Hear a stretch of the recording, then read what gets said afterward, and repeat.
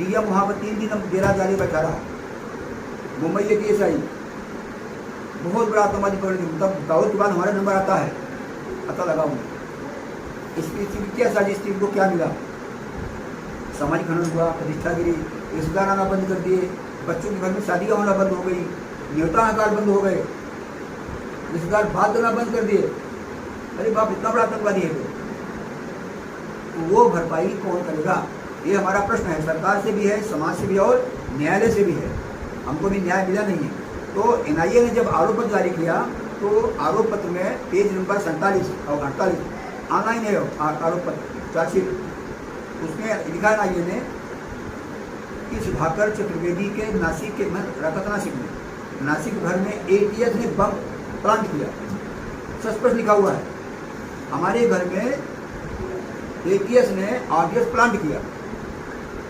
वहाँ का जो इंस्पेक्टर था, चीफ था नासिक जिले का, उसका नाम भी बगाड़े, अभी डीवाईएसपी है, उसको बीजेपी ने 2 बार प्रमोशन दिया।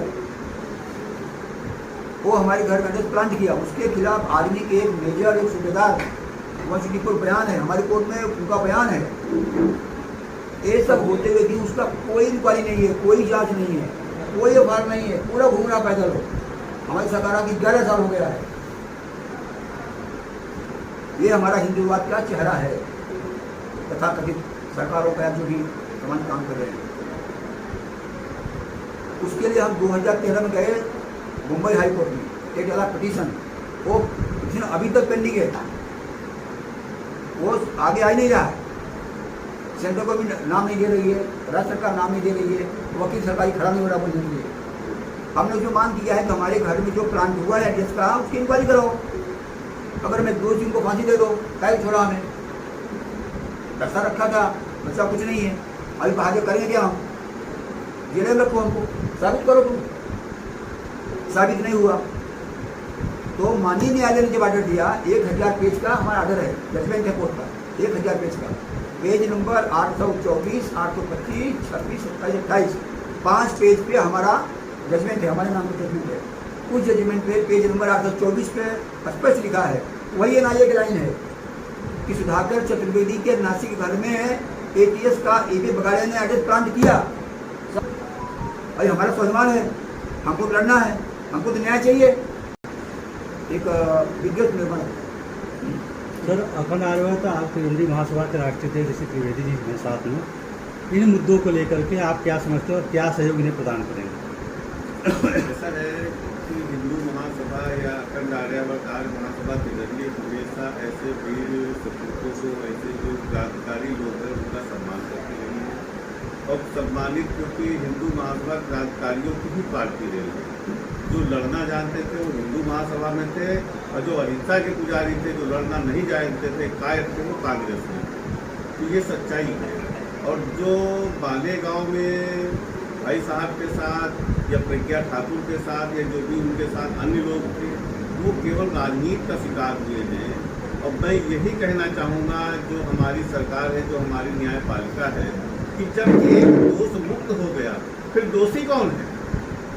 बात ये है, ठीक है, आपने दोष मुक्त कर दिया, ये तो दोषी साबित कर देते तब तो ठीक था, लेकिन आपने कोई साक्ष्य नहीं पाए, कोई सबूत नहीं पाया, आपने दोष मुक्त कर दिया, तो फिर दोषी कौन है? वही तो दोषी है जिसने वो बंद रखा इनके घर में, जो ब्लास्ट हुआ, वही तो दोषी है।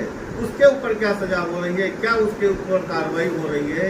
जिसने चार्जशीट दाखिल की, जिस आईओ ने रिपोर्ट लगाई, उसके खिलाफ क्या कार्रवाई सरकार कर रही है?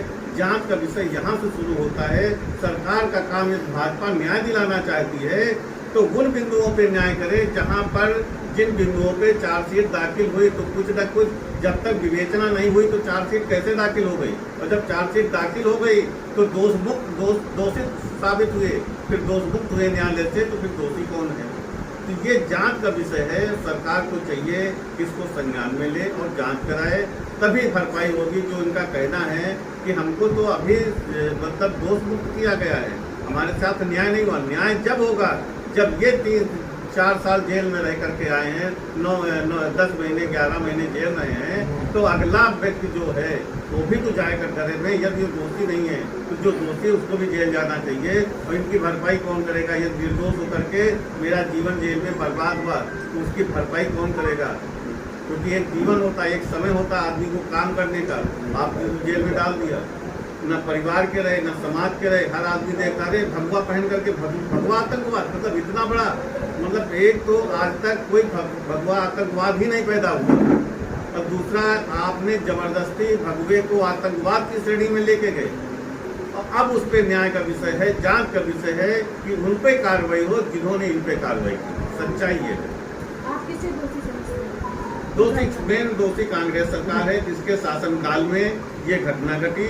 और दूसरी चीज ये है, दोषी वो अधिकारी हैं, वो स्टाफ है जिसने विवेचना की, जिसने चार्जशीट दाखिल की, वो गलत तथ्यों पे रिपोर्ट लगा करके चार्जशीट दाखिल की गई, वो दोषी हैं, उन पे कार्रवाई होनी चाहिए। कि गलत आदमी को आप आरोपित सिद्ध कर रहे हो, इसके मतलब कहीं ना कहीं आप गलत हैं, आप किसके दबाव में कार्य कर रहे हैं, ये चीजें सामने आनी चाहिए, तभी न्याय होगा।